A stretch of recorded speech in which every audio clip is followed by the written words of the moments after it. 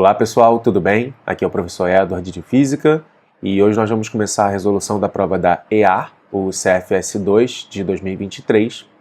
Peguei o código da prova 63, que é o que fica disponível lá no site da EA para você poder consultar. Física é a última disciplina, começa na questão 73. Então vamos lá. Questão 73. Um raio de luz monocromático incide sobre uma superfície plana de separação entre dois meios homogêneos e transparentes. Parte do raio é refletido, parte do raio refratado. O meio 1 é o ar, o meio 2 tem velocidade da luz igual a raiz de 3 vezes 10 a 8. O raio 2 forma com a superfície de separação um ângulo de 30 graus, conforme pode ser observado na figura a seguir. Determine o ângulo beta, que é formado entre o raio refratado e o raio incidente. Aí ele dá a reta normal e a velocidade da luz no vácuo. Então vamos lá, pessoal. É uma questão de refração. Então eu vou desenhar aqui de novo a superfície e a reta normal. Vou desenhar o raio incidente. O que a gente sabe sobre a incidência? Que quando esse raio for refletido, eles vão ter os mesmos ângulos. Deixa eu aqui para o lado para ficar bonitinho. Então, se esse ângulo aqui vale 30 graus, com certeza esse ângulo também vale 30 graus. Agora, a respeito do raio refratado, vai estar aqui. Esse ângulo aqui já é 90, então nem vou me preocupar com ele agora. Eu só quero achar esse ângulo daqui. Para isso, a gente tem que olhar para esse ângulo, que é um ângulo de incidência. Toma bastante cuidado com isso. Esse é o ângulo que vai entrar na lei de Snell. Então, ó, tudo aqui vale 90, certo? Aqui eu já tenho 30 graus. Quanto falta? 60 graus. Que aí 60 mais 30 vai dar 90. Aí eu vou chamar esse ângulo aqui de θ. O que a lei de Snell fala pra gente? Que N1 seno de θ1 é igual a N2 seno de θ2. Ou você pode escrever também que seno de θ1 sobre V1 é igual a seno de θ2 sobre V2. No caso, nosso θ1 é 60 graus, então seno de 60. A velocidade da luz no ar é 3 vezes 10 a 8. Isso vai ser igual ao seno do θ que a gente quer descobrir sobre raiz de 3 vezes 10 a 8. O 10 a 8 eu vou cortar. E você sabe quanto é o seno de 60? É raiz de 3 sobre 2. Aí esse 3 aqui eu estou repetindo, tá? Aí repara que, ó, raiz de 3 vezes raiz de 3 vai dar 3. Dividido por 3, cortou. O que sobrou? Seno de θ igual a meio. Se o seno de θ é igual a meio, o ângulo é 30 graus. Então vamos agora calcular o beta. O beta é isso aqui tudo que ele deu pra gente. Então o beta é o amarelo, que vale 30, mais o 90, que é verde, né? Que já está ali, mais o θ que a gente acabou de calcular, que vale 30 graus. Então, ó, 30 mais 30, 60, mais 90, 150 graus. E aí, por isso que nós encontramos a resposta na letra C. Vamos agora à questão 74, que fala o seguinte.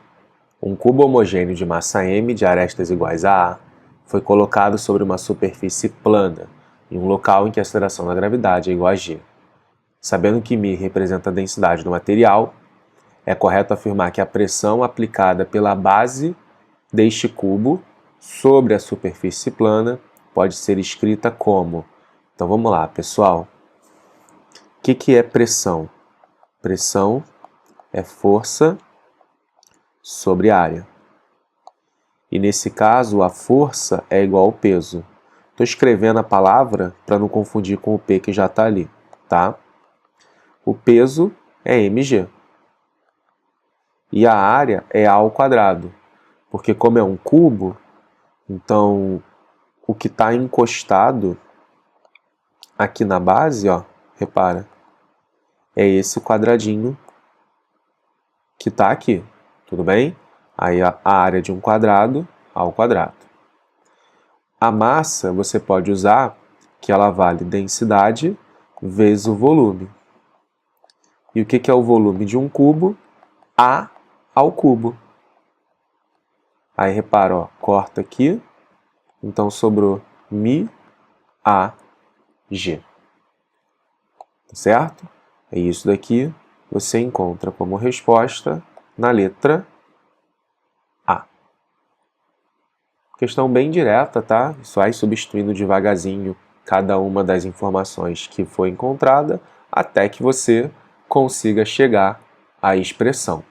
Questão número 75 fala o seguinte: no circuito a seguir, todos os resistores são ideais, cada um com resistência 10 ohms.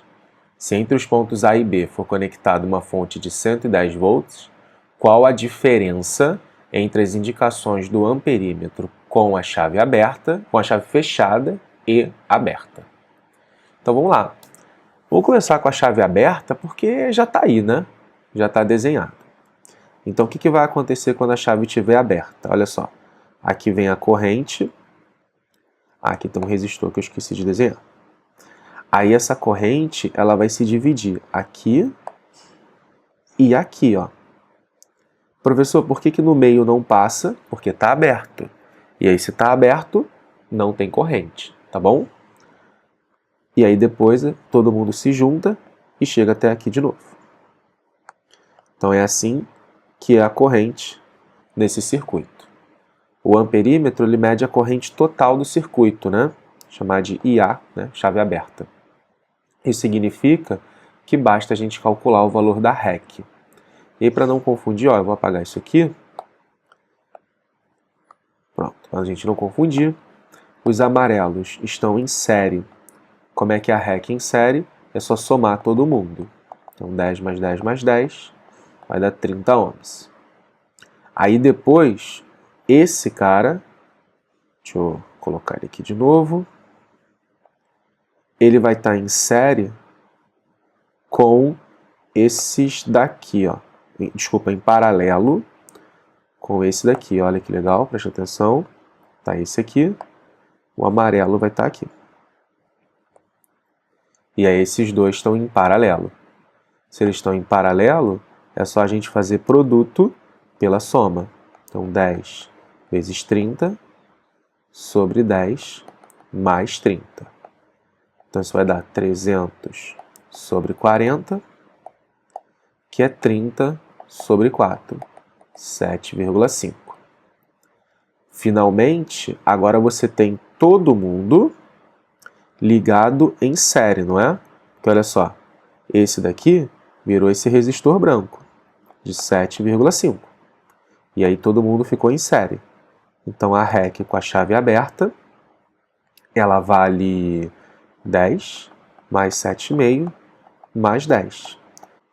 Aí aqui vai ficar 27,5 ohms. Então o I com a chave aberta vai ser 110 dividido por 27,5. Que acho que dá exato, né? Dá 4 amperes. Olha que legal. Agora vamos partir para a chave fechada. Pessoal, quando a chave estiver fechada, vou fechar aqui a chave antes. Pá. Esses dois resistores aqui, ó, estão na mesma DDP. Ou seja, eles estão em curto-circuito. Você pode apagá-los.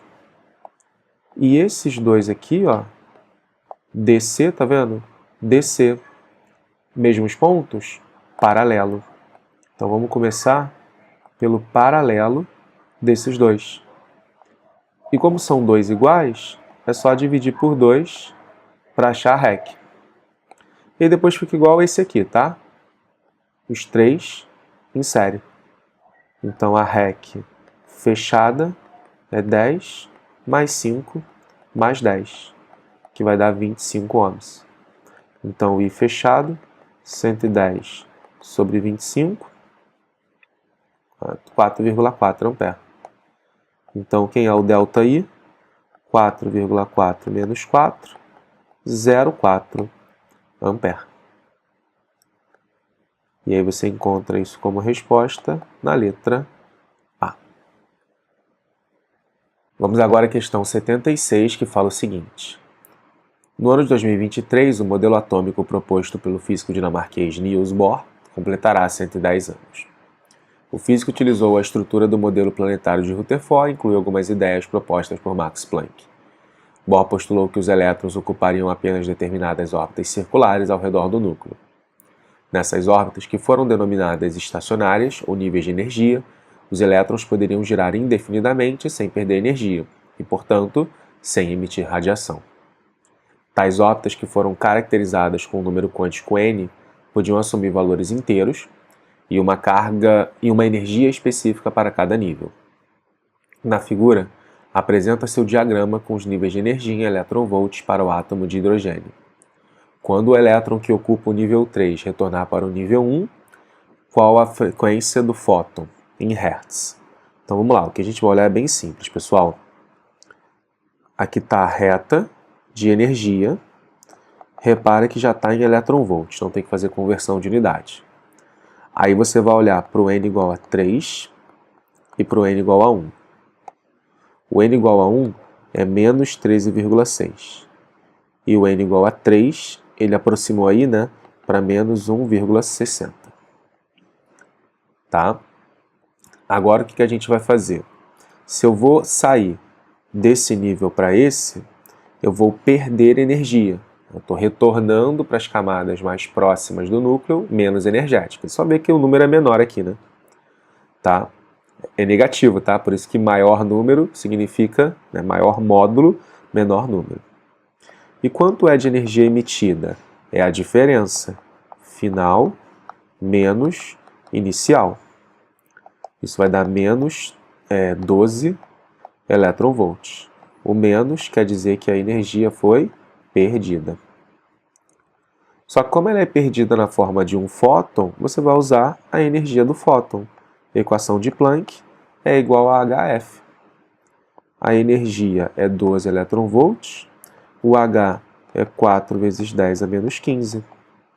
Passa para o outro lado, 12 dividido por 4, o menos 15 fica mais 15, né? Então isso vai dar 3 vezes 10 a 15 Hertz. 3 vezes 10 a 15 Hertz, resposta B de bola.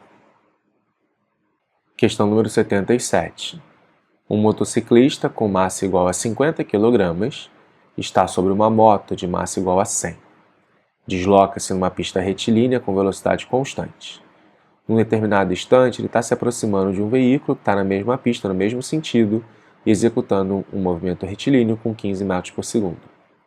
O motociclista consegue ver sua imagem refletida no espelho do retrovisor à frente e supõe que a sua imagem apresenta uma velocidade igual a 10. Assim, qual a energia cinética do conjunto? Então vamos lá, pessoal. Aqui está o espelho, que é o veículo, né, que está andando à frente dele. Aqui está o motociclista. Ambos estão se movendo para cá. Aí a imagem dele está aqui, né, simetricamente colocada. Então, como ele está se aproximando do espelho, deixa eu botar aqui ao contrário, né? A imagem também vai estar se aproximando aqui do espelho. Legal? Só que essas velocidades aqui, elas estão sendo calculadas em relação a um observador parado aqui na Terra. O velocidade 10 metros por segundo que ele deu é em relação a esse cara. Então, o que a gente vai fazer? Mudar o referencial, que basicamente é somar uma velocidade igual, só que para o outro lado aqui. Tá? Chamar essa velocidade de v. Então agora, quem é a nova velocidade do espelho? É a velocidade v menos a que ele já tinha, que era 15. Tá certo?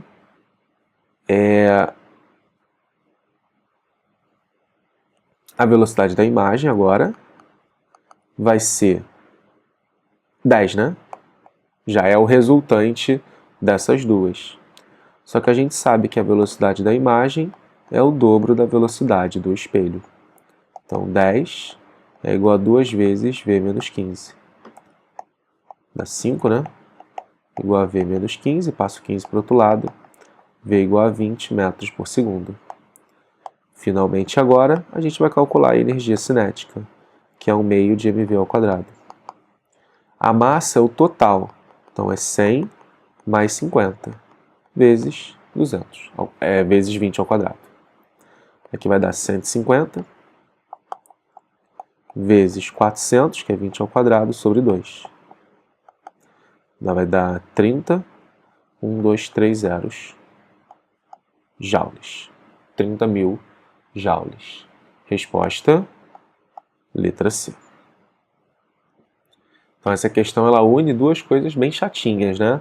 Que é fazer a mudança de referencial, que é subtrair a velocidade, e usar a velocidade da imagem como o dobro da velocidade do espelho. Vamos agora à questão número 78, que fala o seguinte. Duas cargas elétricas pontiformes idênticas, Q1 e Q2, estão fixas no vértice de um retângulo, no lado que mede 4/3 de A. O outro lado mede A, tem a diagonal D. Nessa situação, a intensidade da força de interação eletrostática entre as cargas é dada por F. Quando Q1 for colocada na diagonal, tem-se uma nova força, F', quanto vale F'. Pessoal, isso aqui é uma questão bem clássica da IAR, que é você fazer comparação das forças elétricas, né, outras fórmulas da física, a partir das variações das distâncias, das cargas, né, das características que alteram esse valor. Então, assim, dobrou a distância, o que aconteceu com a força? Isso é bem comum de aparecer na prova, tá? Então, vamos começar aqui o seguinte, Q1, Q2, 4/3 de A. Tudo bem?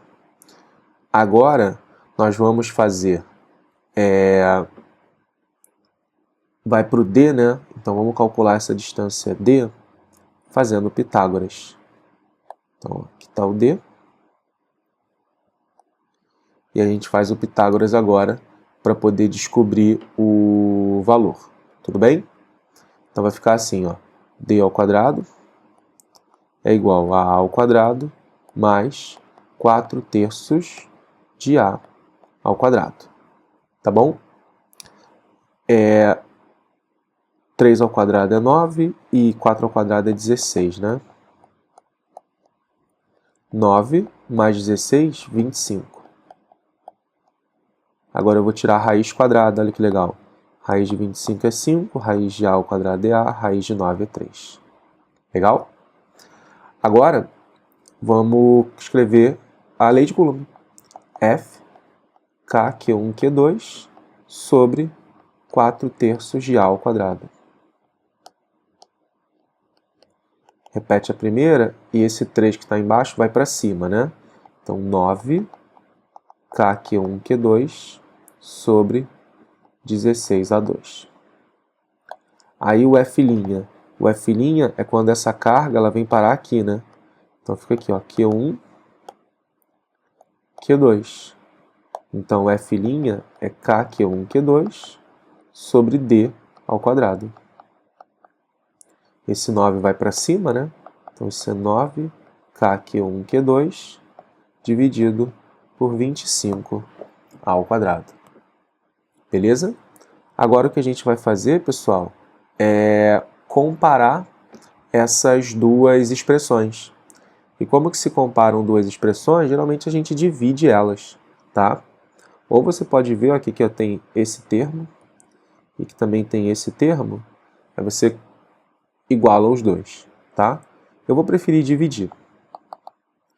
Vou dividir embaixo por cima, que aí já fica o F' que eu quero. Tudo que for igual eu vou cortar. Tá? Aí sobrou o quê? Repete a primeira, o 25 está embaixo, tá? E multiplica pelo inverso da segunda.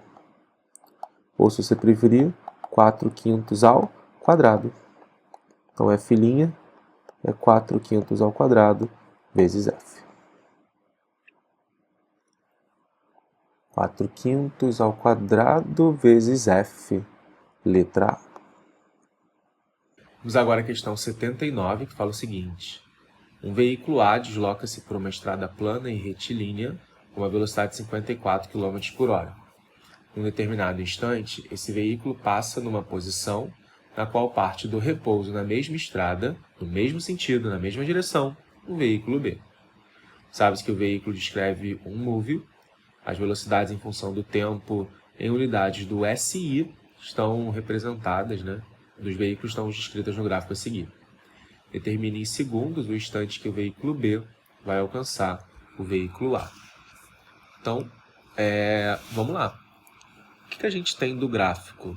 A gente sabe, primeiro, 54 km por hora. Vamos passar logo isso aqui para metro por segundo, para a gente esquecer esse valor e não acabar fazendo besteira, né? Então é só dividir por 3,6, que é bem conhecido, né? Vai dar 15 metros por segundo, tá? Agora o que a gente vai fazer é olhar para o gráfico e você vai ver o seguinte, que em 10 segundos o veículo B tem a mesma velocidade do veículo A. Então eu vou achar a aceleração do veículo B. A aceleração dele, ΔV sobre ΔT, ele adquire 15 metros por segundo em 10 segundos. Com isso, a gente pode escrever as equações horárias. Quem é a equação de B? Vamos botar ambos partindo do zero, que eles partem juntos. Esse cara não tem velocidade inicial, ele só tem uma aceleração de 1,5. Então, isso aqui vai ficar 1,5 vezes t ao quadrado sobre 2. Ficou feio aqui? Deixa eu dar um pouquinho. Ou, como 1,5 é 3 sobre 2, isso aqui vai dar 3/4 t ao quadrado. E quem é o A? O corpo A é um MRU, Então, S igual a S0 mais VT. Para eles se encontrarem, basta que esses caras sejam iguais. Então, vou igualá-los. Isso daqui vai ser igual a 3/4 t ao quadrado. Repara que um t cortou aqui, certo? Aí vai sobra só um t desse lado, do lado direito. E aqui você pode simplificar o 15 com 3, vai dar 5. 4 vezes 5, 20. Então, t igual a 20 segundos. Só isso, pessoal. Ele só quer saber o tempo, em segundos, o instante que B irá alcançar 20 segundos. Repare que quando a gente corta, quer dizer que uma solução era zero. É que no instante inicial eles estão juntos. Depois esse cara vai se afastando e ele vai correndo atrás até chegar no instante 20. Resposta, letra D. Vamos agora à questão 80, que fala o seguinte. Em alguns parques de diversões existe um brinquedo que geralmente é chamado de Sky Coaster. Consiste basicamente em um grande pêndulo no qual as pessoas são dependuradas de costas por um cabo bem longo. A trajetória curvilínea inicia-se de uma determinada altura, passa próximo ao chão, em alta velocidade, e chega no outro extremo, a um ponto de mesma altura onde se iniciou, o qual inverte o movimento, dando à pessoa a sensação de voo livre. Em um determinado Sky Coaster, tem-se que a distância de projeção do solo aos pontos A e B é 100 metros. E também tem-se que as pessoas nesse brinquedo levam 6 segundos desde o lançamento até o ponto de inversão do movimento, ou seja, entre A e B. Desprezando qualquer tipo de atrito, e supondo que o movimento da projeção da pessoa seja um MHS, qual o valor do módulo da velocidade com que os usuários desse brinquedo passam no ponto mais baixo da trajetória? Então, pessoal, se é um MHS, a gente pode dizer que V é igual a ômega A seno de ômega T mais o φ0. Menos, Pensando na função matemática.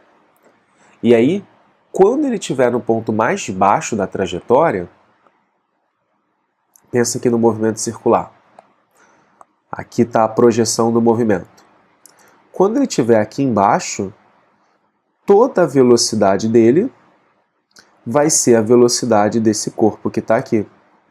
Então, nesse ponto mais baixo, que é o meio da trajetória, a posição de equilíbrio do MHS, é quando a velocidade é máxima.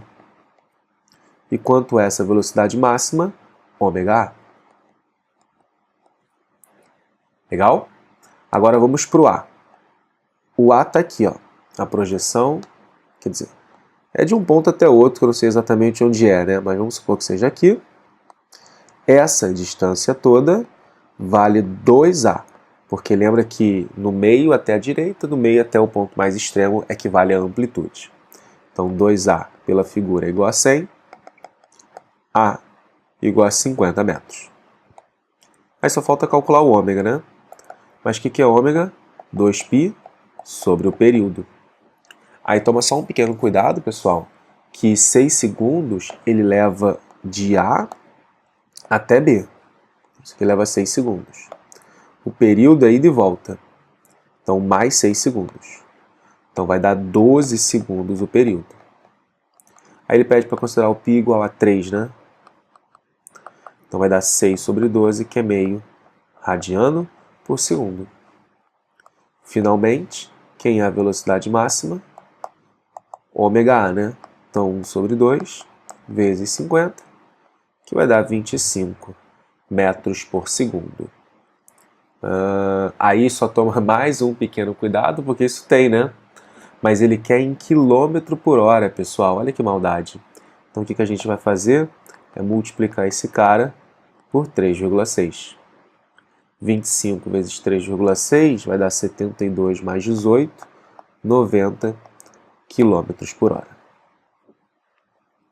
E é por isso que a resposta está na letra C. Vamos agora à questão 81, que fala o seguinte. Um ônibus desloca-se com velocidade constante em um trecho retilíneo de uma estrada. Um passageiro desse ônibus vê através da janela uma placa na beira da estrada que informa a existência de telefones de emergência a cada quilômetro da estrada. Com a intenção de calcular o valor da velocidade do ônibus, o estudante usa o cronômetro do relógio do celular e verifica que o intervalo de tempo que o ônibus leva para percorrer a distância de um telefone de emergência a outro. Assinale a alternativa que preenche corretamente a frase. Para que o ônibus esteja a 100 km por hora, qual o tempo medido pelo estudante em segundos? Pessoal, direto, né? Como V é ΔS sobre ΔT, o ΔT é ΔS sobre V. O ΔS é a distância entre dois telefones consecutivos, certo? 2, né? Verifica o total de tempo, percorrer a distância de um telefone a outro, beleza? E a velocidade é 100 km por hora. Então isso vai dar 1 sobre 100 hora. Aí como é que você passa de hora para segundo? É só você multiplicar por 3.600. Então isso aqui vai ficar 36 segundos. Resposta, letra B. Questão 82.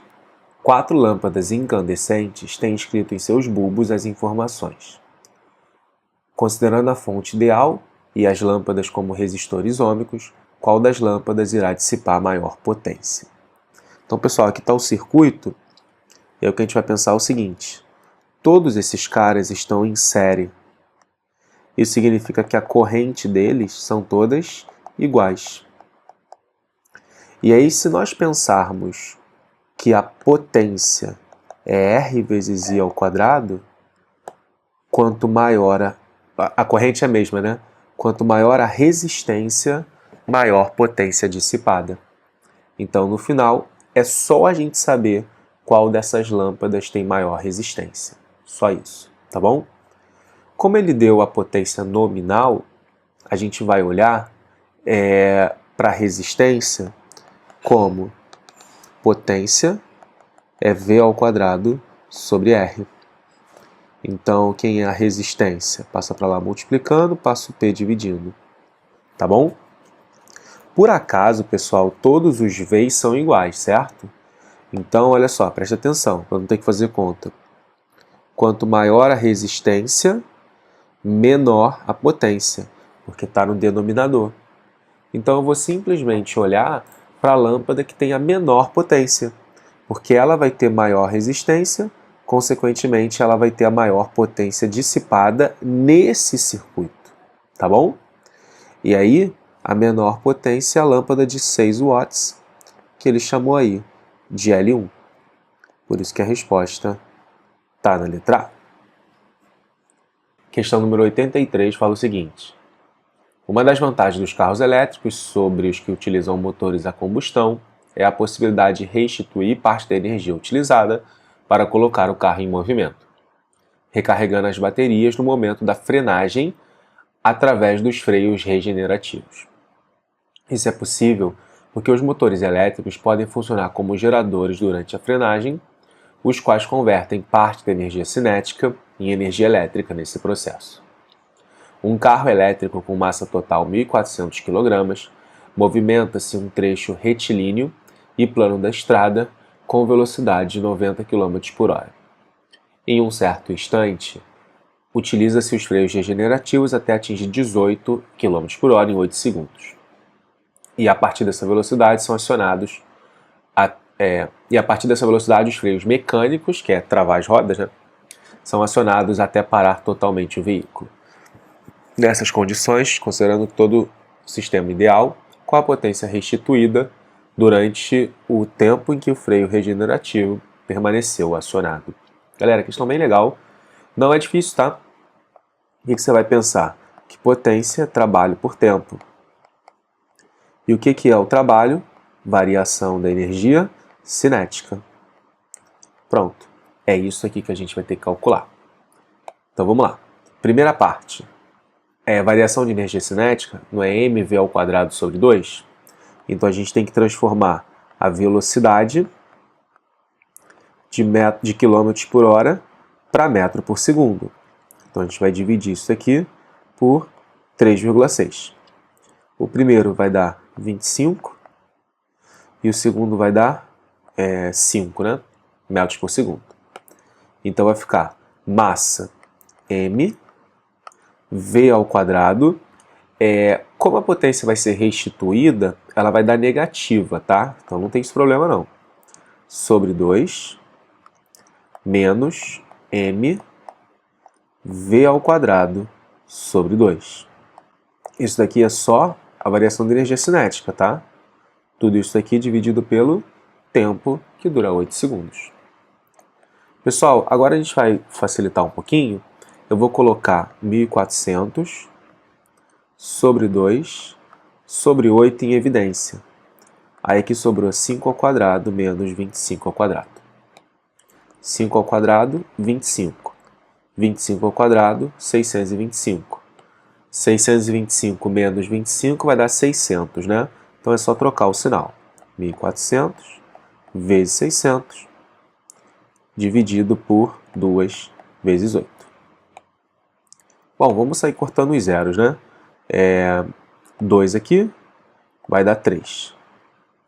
Aí divide por 8 é dividir por 2 3 vezes, né? Então vai ficar 700, 350 e aqui 150. Aí é melhor dividir o outro, né? Para não ficar nada com 5 sobrando, tá bom? Como ele quer em quilo, é só a gente cortar 3 zeros no final, tá? 35 vezes 15 vai dar 525. Com 2 zeros, watts. Aí eu vou andar 1, 2, 3 casas, kilowatt. 52,5, resposta B de bola. Vamos à questão 84, que fala o seguinte. Num laboratório de testes, encontra-se instalado numa rede de 220 volts um chuveiro de potência 6.050 watts.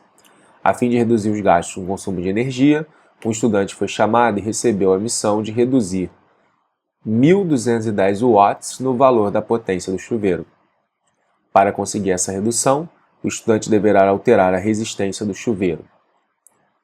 Dentre as alternativas, assinale a que preenche corretamente a lacuna. Então vamos ler e depois a gente procura fazendo a conta. Aí só pela letra A a gente já vai entender o que a gente tem que procurar. Para conseguir a redução, o estudante deverá alterar a resistência do chuveiro.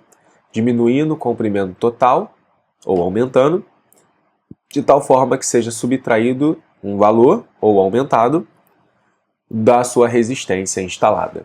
Beleza. Ele não falou nada sobre mudar a DDP, tá certo? Então a DDP é fixa.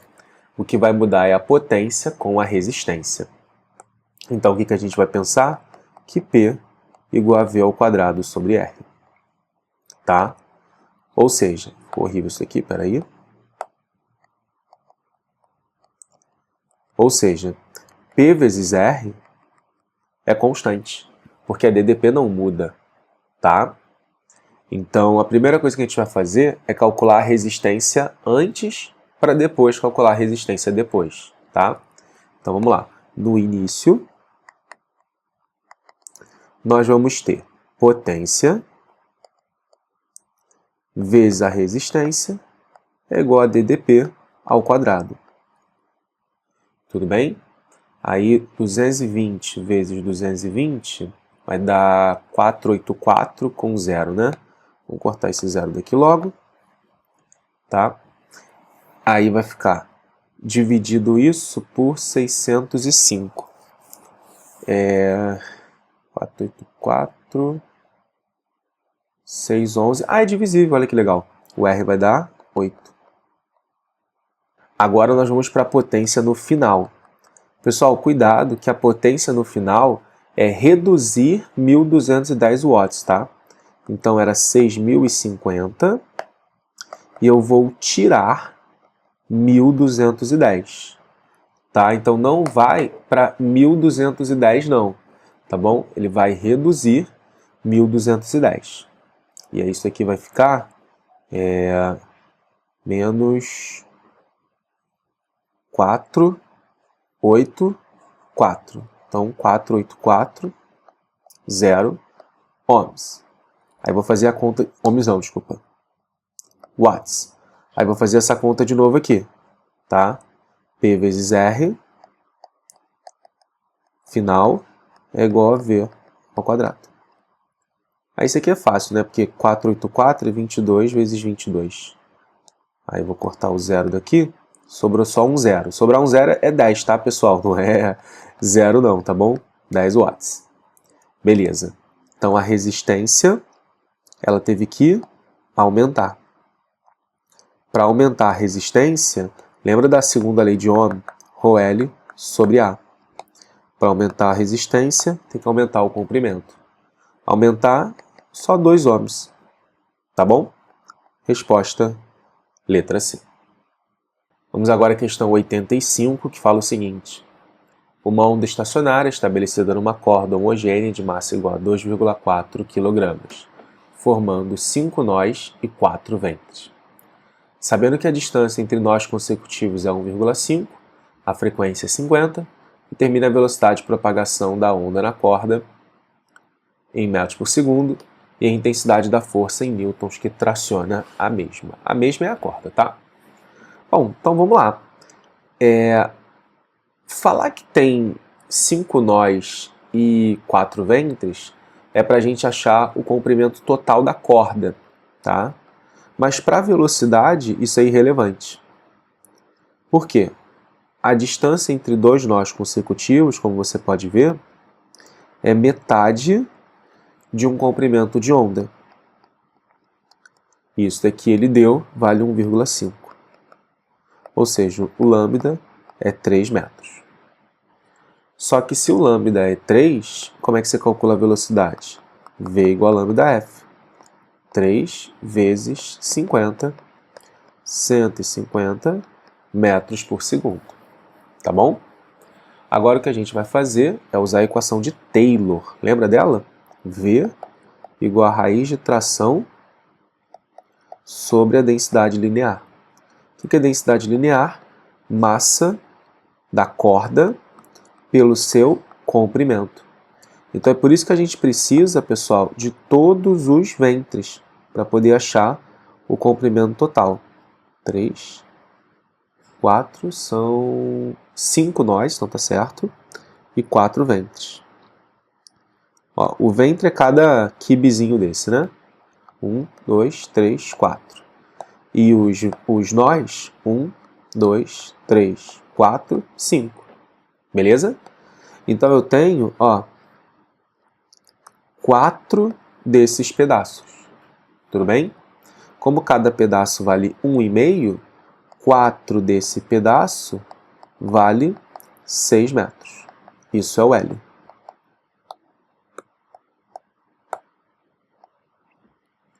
Legal? Ou você poderia ter visto, ó, que isso daqui,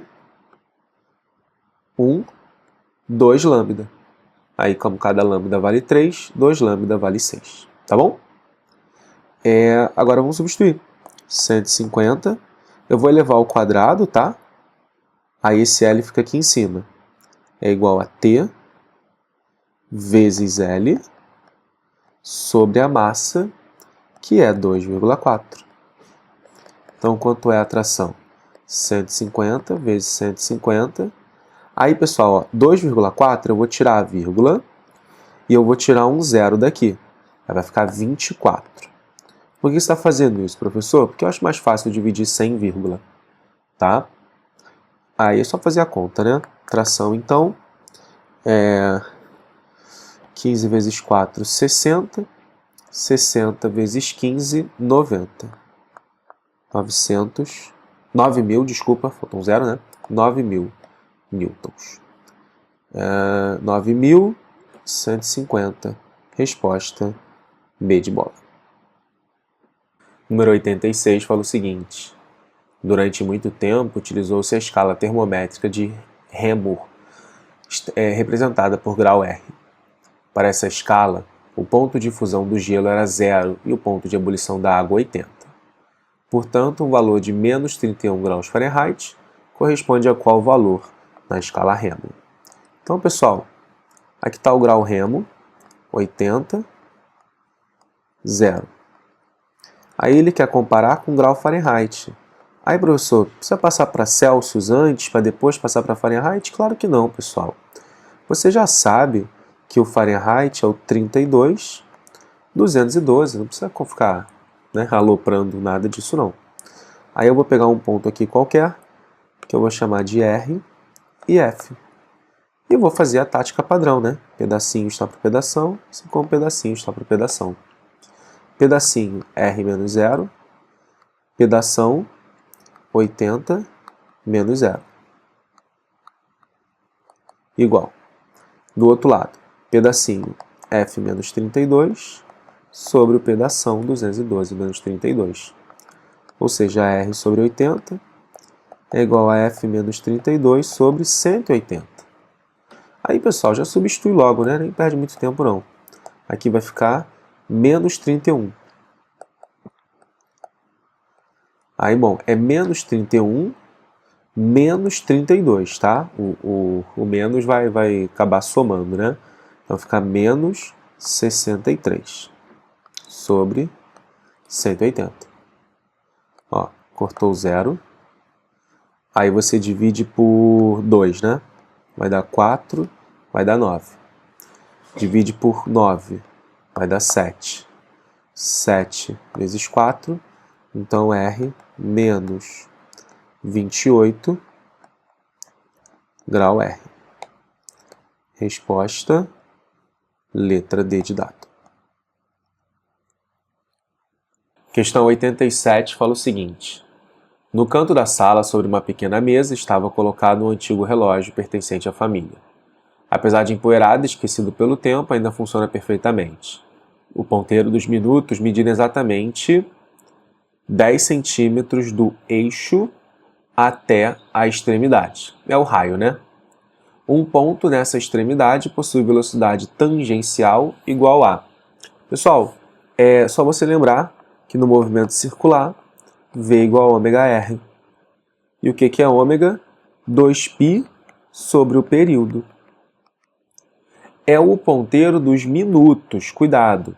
O ponteiro dos minutos, ele leva 1 hora para fazer a volta completa, tá? 1 hora. Tudo bem? E o raio é 10 centímetros. Ou seja, em unidade de medida, está tudo errado.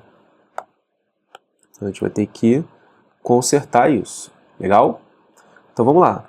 2π sobre 1 hora. 1 hora são 3.600 segundos. E 10 centímetros é 1 sobre 10 metros. Metro por segundo. Agora está tudo certo. Agora vamos só fazer a conta, né? Ó, 2 com 18. Tá? Então vai ficar 18 com 3 zeros. É isso, né? Então V é π 18 com 3 zeros metros por segundo. Resposta D de dado. Questão número 88. Um bloco de massa 1 kg está colocado sobre uma balança e também dependurado verticalmente sobre uma mola de constante elástica 100 Nm por metro. A mola está alongada 3 cm e o bloco está apoiado sobre a balança. Qual a indicação da balança em newtons? Então, vamos lá, pessoal. Primeira coisa que a gente tem que pensar é que a balança marca não é o peso, tá? A balança marca normal. Então, eu tenho aqui ó, o peso, a normal e a força elástica. E aí o peso se balanceia com a fel e a normal, e é isso daqui que a balança marca. Peso, mg. Força elástica, kx. Então, quanto é a normal? mg, 1 vezes 10, menos kx, 100 vezes 3 centímetros. Tá? Passei isso aqui para metro para ficar tudo certinho. Tá bom? Então, isso vai dar 10 menos 3, 7 newtons. Resposta, letra C. A 89 foi anulada. Ele não deu informações suficientes aí para a gente poder fazer essa conta, tá? Então, a gente vai pulá-la. Número 90. Um recipiente metálico, cujo coeficiente de dilatação volumétrico vale 3,6 vezes 10 a menos 5, apresenta um volume interno de 0,2, está completamente cheio com líquido X. Quando o conjunto é aquecido até 120, extravasa um volume de 2,08, determine o valor do coeficiente de dilatação volumétrico. Pessoal, esse daí é o ΔV aparente, né? O que é o ΔV aparente? É o ΔV do líquido menos o ΔV do recipiente. O ΔV aparente é dado. Quem é o ΔV do líquido? É o V0 do líquido, gama do líquido, ΔT. V0 do recipiente, gama do recipiente, ΔT. Só que nesse caso específico, o pote está completamente cheio. Então os V0 são iguais, tá? Vou colocar em evidência tanto o V0 quanto o ΔT. Vai sobrar gama L menos gama R. Vou substituir os valores, tá? Então vamos lá. 2,08 é o que extravasou. Isso está em centímetros cúbicos, tá? V0, aí cuidado, 0,2 litros. Pessoal, para passar para centímetro cúbico, tem que andar três casas, 2, 3 centímetros cúbicos. Então é isso que vai entrar aqui. Gama do líquido, é o que eu quero saber, né? Eita caramba, são 8. Menos gama do recipiente, que é 3,6 vezes 10 a menos 5, vezes o ΔT. Vamos lá, foi de 20 para 120. Então variou 100 graus Celsius, tá bom? Aí olha só que legal, divide aqui por 2, vai dar 1,04. Eu tenho 4 zeros aqui. Então, vou passar para o outro lado, vai ficar 10 a menos 4. Então, isso aqui é igual a 1,04 vezes 10 a menos 4.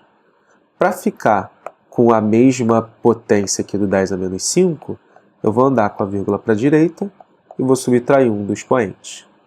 Aí passo 3,6 para lá, somando. Então vai ficar 3,6 mais 10,4, que é 14 vezes 10 a menos 5, ou 1,4 vezes 10 a menos 4. E aí você vê como sua resposta na letra C. 91. Assinale a alternativa na qual tem-se uma unidade fundamental do SI e a letra que o representa. Pessoal, são 7 unidades fundamentais. Comprimento, massa, tempo, corrente elétrica, temperatura, quantidade de matéria e intensidade luminosa. Tem 7, 1, 2, 3, 4, 5, 6, 7, isso aí. Aí o SI, tá? É o metro, quilograma, segundo, ampere, Kelvin, mol, candela. Aí só ver qual que está aí, né? É a temperatura que está em Kelvin. Resposta, letra B. Não é que Newton, Joule e Volt não sejam SI. São, mas não são unidades fundamentais. São unidades derivadas. Só essas 7 que estão aqui são as fundamentais. Qualquer outra é sempre derivada. Tá bom? Questão 92. Um recipiente está completamente cheio com água, a 3 metros de profundidade em relação à superfície é determinado um ponto A. Outro ponto B está abaixo de A, uma profundidade H, em relação ao ponto A. Apresenta uma pressão com valor de 68.600 pascal. Esse ponto B está 3 metros acima do recipiente, do fundo do recipiente. Determine o valor de Hzão em metros, que representa a altura total desse recipiente. Bom, então vamos lá. Não sei para que ele deu exatamente o ponto A, tá? Mas a pressão do ponto B, que a gente vai calcular, ele vai seria a pressão atmosférica, que está aberto, mais a pressão do líquido. Só que ele pede aí, desconsidere a pressão atmosférica. E como é que é a pressão do líquido? Densidade vezes G vezes H. Então isso aqui vai ficar 68.600 é igual a densidade. Cadê a densidade? 1. Aí vamos multiplicar por 10 ao cubo para passar para quilograma por metro cúbico. G. Aí cuidado que o H, pessoal, é a altura até a borda, tá? Que nesse caso é H mais 3. Deixa eu escrever HB para não ficar a mesma letra. Tá bom? Aí, ó, 2 zeros, some aqui. Aí vai ficar H mais 3, aqui dá 98. Então, 686 sobre 98, tá? Isso é bem divisível, né, por acaso. Vai ficar 7. Passa o 3 para o outro lado, H igual a 4. Como eu quero o Hzão, quem é o Hzão? 3 em cima, 4 no meio, mais 3 embaixo. 3 mais 4, 7, mais 3, 10. Resposta, letra C. 9.3. Nas alternativas a seguir, demonstram-se 4 maneiras diferentes de associar 5 capacitores, qual apresenta menor valor de capacitância equivalente. Galera, não tem o que fazer. Calcular a capacitância aí.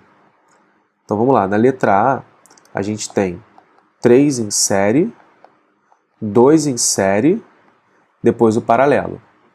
Vamos lembrar que a série, você soma os inversos, né? Como eles são iguais, é só dividir por 3. Então aqui vai ficar C sobre 3 em cima e C sobre 2 embaixo. Como eles estão em paralelo, depois é só somar, tá bom? Aí aqui por 2, aqui vezes 3, vai dar 5C sobre 6. Vamos agora para a letra B.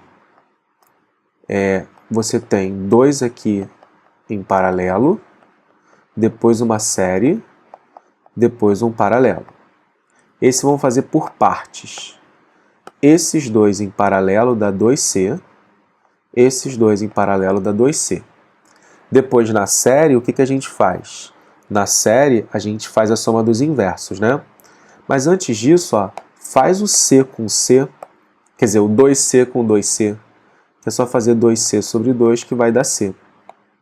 Finalmente, ó, C com C, C sobre 2. Legal? Letra C. São 3 em paralelo em série com 2 em paralelo. Esse daqui dá 3C, esse aqui dá 2C.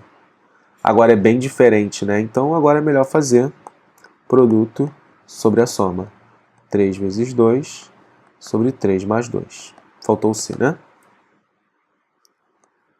Aí repara que o C aqui corta com o C da soma, tá? Por isso que eu não coloquei. Então 6C sobre 5.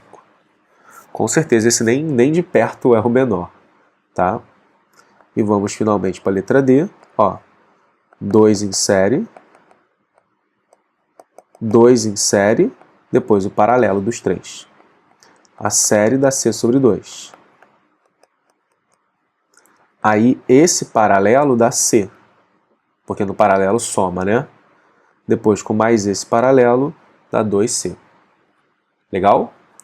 Pessoal, pois isso aqui é maior que 1, né? Com certeza não é a resposta. Isso aqui é bem maior que 1, então também não é a resposta.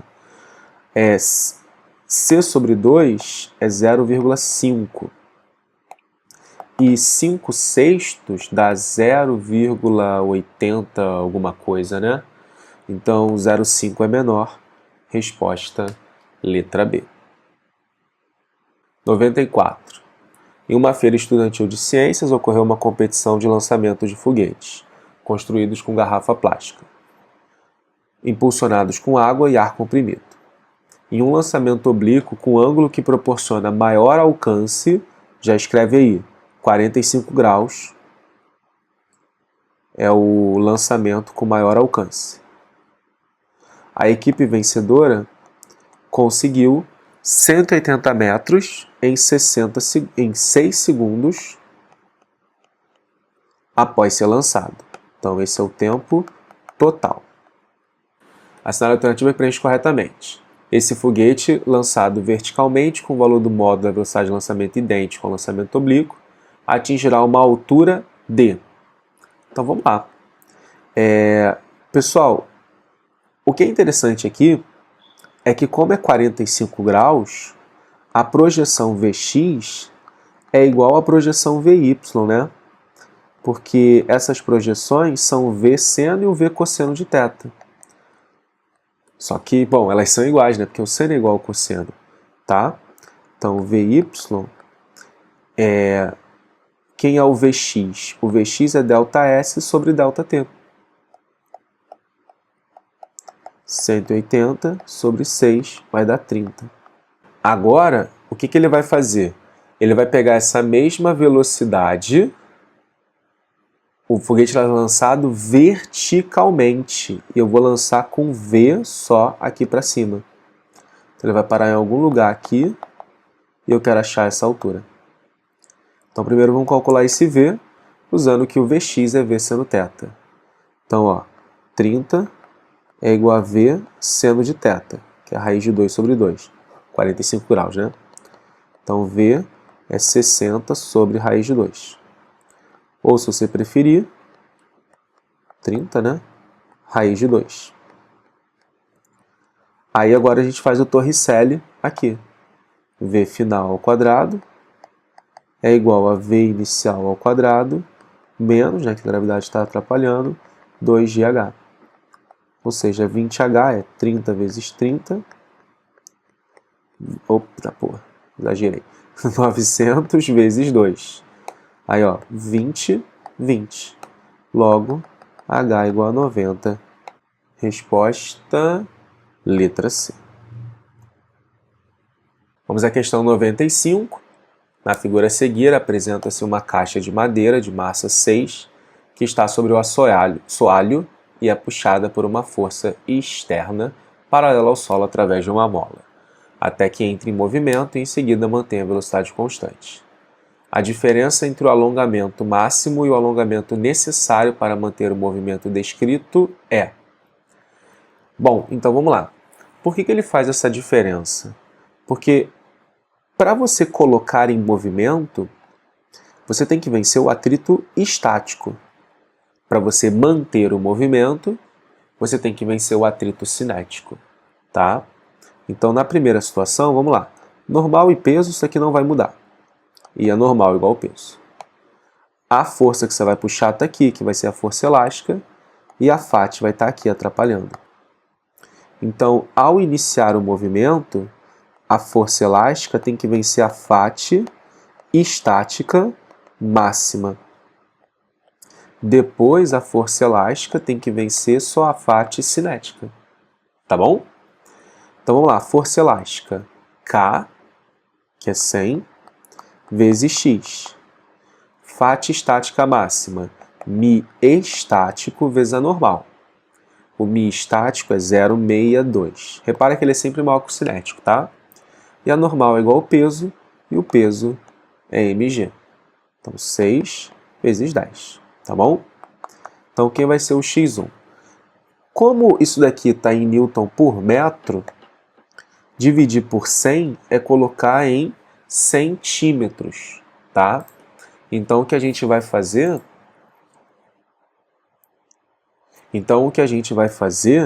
é só fazer a conta da direita, tá?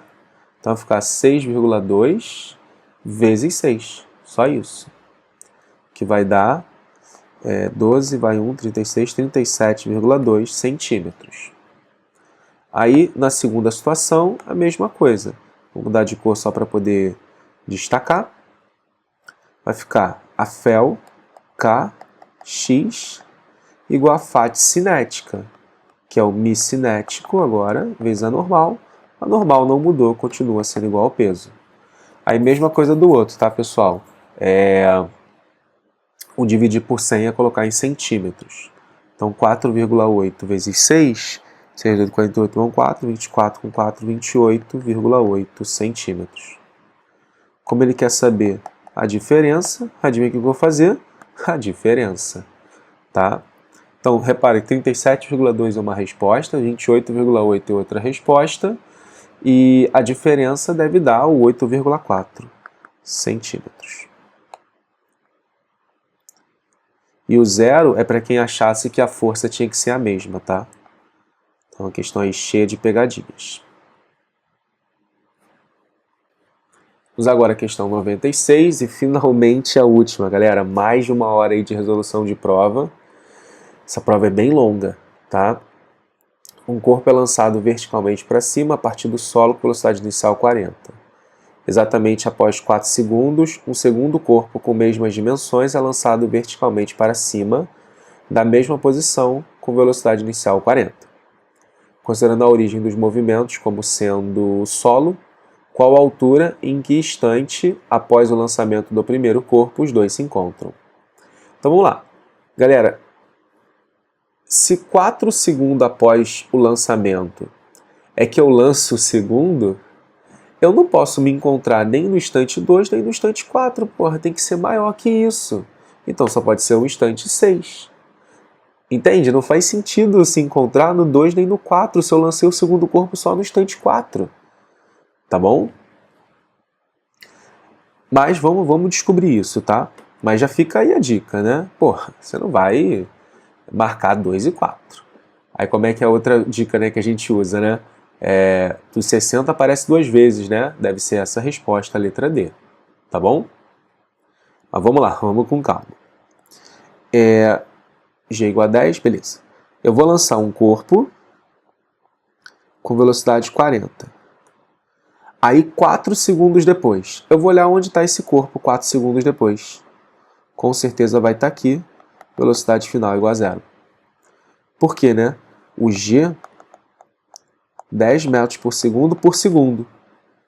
Quer dizer que em 4 segundos ele perde 40, ou seja, ele para. Está na altura máxima.